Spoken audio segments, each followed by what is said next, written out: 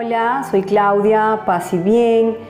Me alegra que sigan con nosotros. Estamos en el Evangelio según San Lucas con el Padre Aníbal y en este capítulo hablaremos del último aliento.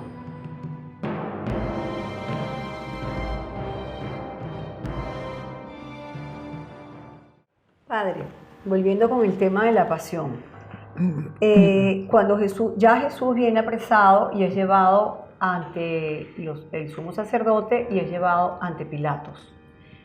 La mansedumbre de Jesús, o sea, esa actitud tan aquí estoy, como usted había dicho, que se cumpla que se cumpla el plan, acepto todo hasta que se cumpla el plan. ¿Qué podemos decir sobre esta mansedumbre de Jesús ante Pilatos, ante Herodes?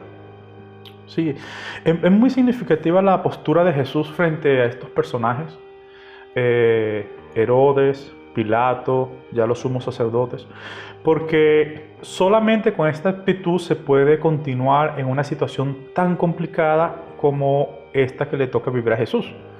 Si leemos la Pasión en Lucas, a diferencia de Marcos no coloca con claridad cuál es el motivo por el cual quieren condenar a Jesús. Lucas va a colocar ese motivo y consiste en que hay una calumnia contra Jesús diciendo que él está tratando de armar una revuelta en el pueblo, tratando de poner al pueblo contra el César y proclamándose rey y Mesías. Bueno, solamente una persona que tiene una actitud de confianza, de estar en una situación plenamente, puede responder con tanta tranquilidad y seguridad al mismo tiempo y no responder del modo como ha sido tratado. Con Herodes es significativo que él no responde a Herodes ni una palabra. Con Pilato, si hay un intercambio, al menos le dice, mira, tú lo has dicho, es como tú dices, es de ese modo como me dices. Con Herodes, Jesús no pronuncia ninguna palabra, se queda totalmente en silencio. Pero es que creo que el encuentro con Herodes fue un encuentro como muy burlesco, o sea, todos estaban en una condición que no era una condición adapta para Jesús y fundamentalmente era una burla, mientras que creo que dentro de todo Pilatos tuvo una actitud como un poco, inclusive me dio la sensación cuando ves la película de la Pasión, fue una actitud, si se quiere, un poco conciliadora. No es lo que quiero, pero me están llevando a tomar esta decisión. Y hay como un respeto. O sea, él obviamente acepta lo que está diciendo el representante del César y lo están colocando en contra de él. Pero obviamente es una actitud de completa mansedumbre. Sí. Cosa que nos cuesta cuando sobre todo te sientes juzgado o te sientes en una situación de peligro y en este caso de muerte, de maltrato al punto que ya había sido completamente latigado, etcétera, etcétera. La mansedumbre de Jesús es algo que me parece que tiene un valor importantísimo dentro de lo que es este proceso de crucifixión y de muerte. Sí, yo quisiera, es muy interesante lo que dices, Claudia. Entonces yo quisiera primero fijarme en un pequeño detalle. Cuando llevan a Jesús hasta Herodes, él se emociona. Él realmente quiere encontrarse con Jesús. Una vez que Jesús no responde, ahí inicia el proceso de burlas. Yo creo que el evangelista trata de rescatar 2 o 3 momentos en el Antiguo Testamento donde aparece una situación o una actitud muy parecida o igual a la de Jesús. La primera es José en el libro de Génesis. José vive todo su proceso en silencio, con tranquilidad, con paciencia. Después están los cantos del siervo sufriente, que también lleva este proceso con una cierta tranquilidad, con firmeza, con serenidad. Yo creo que frente a las situaciones difíciles, el silencio puede denunciar y hablar más que las palabras. Y Jesús nos muestra este camino. No es un camino mudo, sino que habla mucho desde ese silencio frente a Herodes. Algunos se atreven a decir que este silencio de denuncia tal vez está relacionado con el hecho que Herodes pues le quitó la vida a Juan. Para otros solamente lo dejan enmarcado en el proceso del siervo sufriente y de José. Yo creo que dentro del misterio de lo que es el ser humano, en muchos casos, el silencio puede ser más elocuente que una palabra. Y Jesús nos enseña este camino, otra posibilidad de responder frente a una situación de calumnia y de violencia. Sí, es una indefensión con la seguridad de que su padre está allí. O sea, es la confianza. Es la confianza de saberse que el proyecto que está realizando, que está relacionado con el padre, es el proyecto. Y que frente a estas dificultades no va a doblegarse, sino que continúa con firmeza, pero con una cierta serenidad. Denunciando, pero con un cierto silencio para no agredir como ha sido agredido. De hecho, voy a hacer un pequeño salto. Es tan difícil la situación de Jesús que las personas se confunden. Fíjense que Pilato va a intentar salvarlo en medio de todas estas dificultades. De hecho, él va a colocar junto a Jesús a otro personaje para que el pueblo elija uno de los dos para liberarlo. ¿A Barrabás? Barrabás es significativo porque Barrabás significa Bar, hijo, y Abad, padre. Entonces, Barrabás significaría hijo del padre. Ahora bien, Barrabás, según todos los datos que nos presentan los evangelistas, tiene las características de un verdadero mesías político. Entonces, frente a un mesías político, es decir, este hombre ha luchado por el pueblo. El Evangelio de Lucas menciona que incluso parece que asesinó a alguien en una de estas revueltas. Entonces, frente a este mesías político, colocan a Jesús con unas características de un mesías fracasado.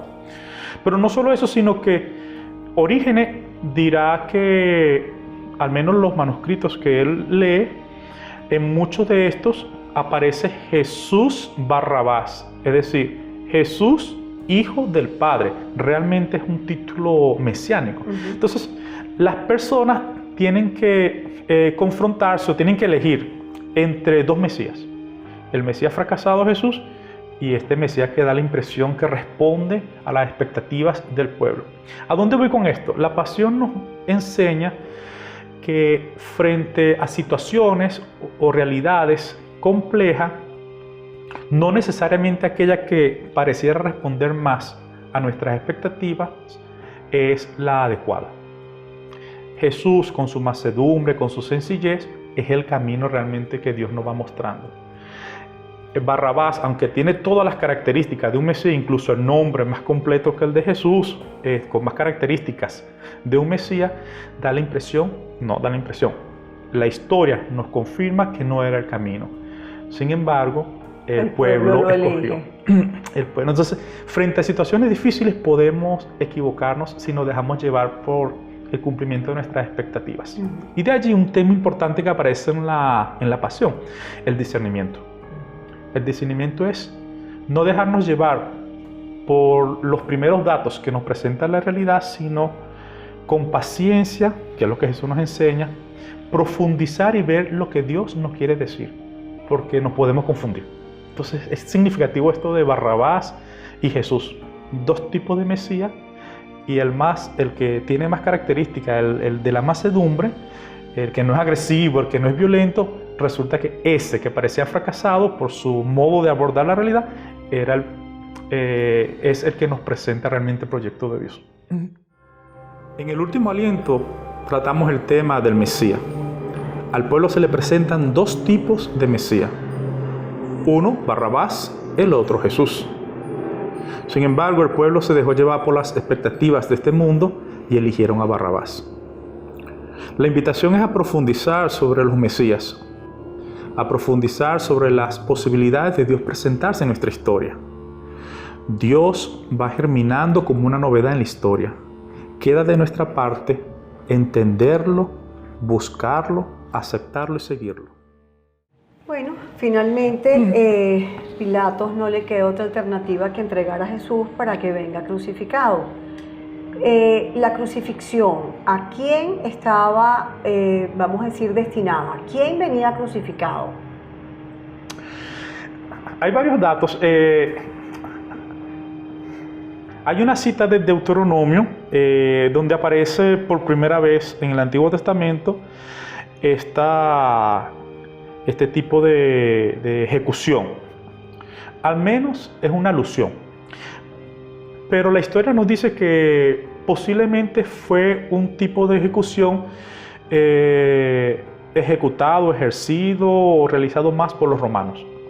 ¿Quiénes venían crucificados? Sobre todo delincuentes, no ciudadanos romanos, por lo general no, sino delincuentes que no pertenecían de algún modo al imperio como ciudadanos. En términos generales, delincuentes muy peligrosos. Tenía todas unas condiciones para la ejecución. En la mayoría del imperio, en la mayor parte del imperio romano, la ejecución era desnudo. Algunos especialistas piensan que en el caso de Jesús, por ser el pueblo judío, tenía unas características tan específicas, no era desnudo. Algunos especialistas piensan que la altura de la cruz con respecto al piso donde quedaban los pies significaba más o menos humillación. Lo que sí queda muy claro es que tuvo que haber sido una muerte muy dolorosa y por eso los romanos lo utilizaban para crear un escarmiento a las personas, porque en definitiva las personas morían asfixiadas. Claro. Es posible que Jesús entre sus 6 y 7 años ya vio una ejecución masiva en Séforis hecha por los romanos a un grupo que se rebeló contra el imperio romano.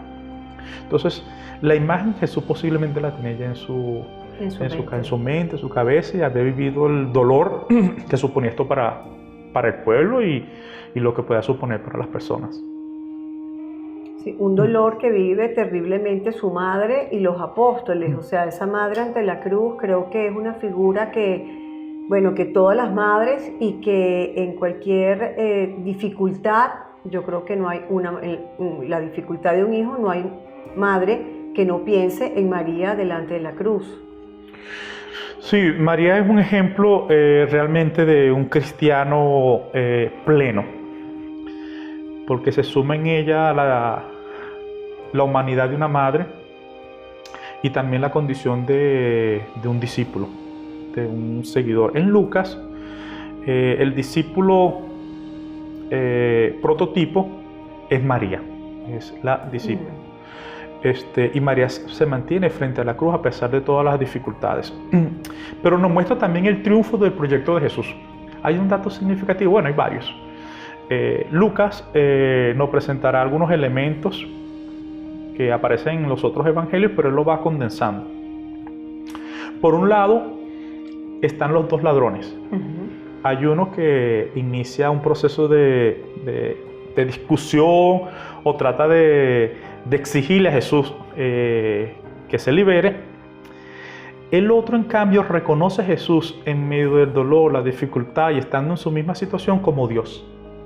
Porque el segundo ladrón le dice al primero: no respeta tú a Dios, no dice este hombre, sino a Dios, que está en la misma situación.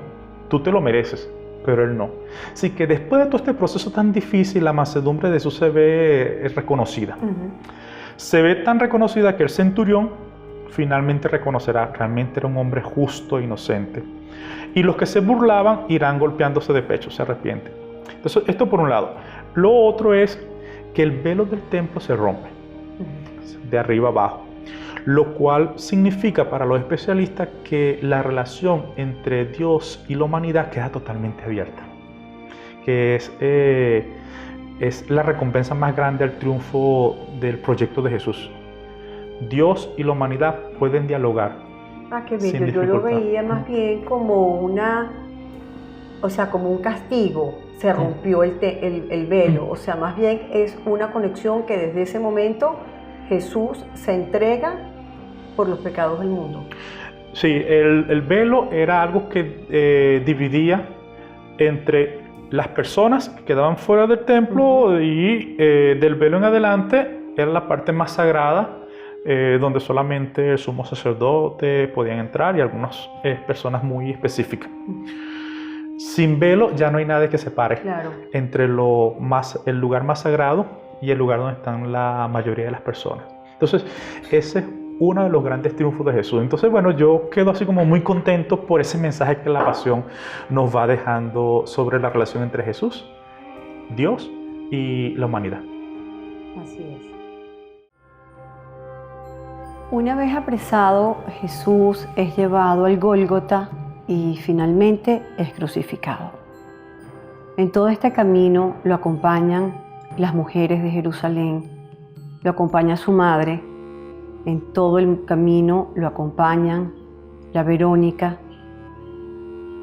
Es que las mujeres somos más afectivas, es que las mujeres habían reconocido en Jesús al Mesías. Las mujeres se mantienen con Jesús al pie de la cruz todo el tiempo. Cargan prácticamente con Jesús su cruz, porque tal vez la mujer en su condición de madre, como María, entiende el sufrimiento y vive el sufrimiento de su hijo como si fuese propio, y María se queda hasta el último suspiro de Jesús, hasta que le dan un cuerpo inerte y lo tiene en sus brazos. Es importante porque la vida nos coloca cruces y las cruces tenemos que aprender a cargarlas con amor.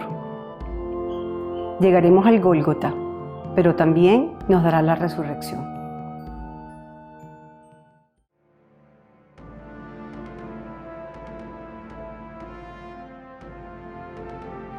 Hemos acompañado a Jesús en su último aliento. Como Simón, también nosotros podemos salir y ayudarlo a cargar su cruz. Te invito a profundizar en la pasión y a acompañarlo con el siguiente video dedicado a la nueva vida.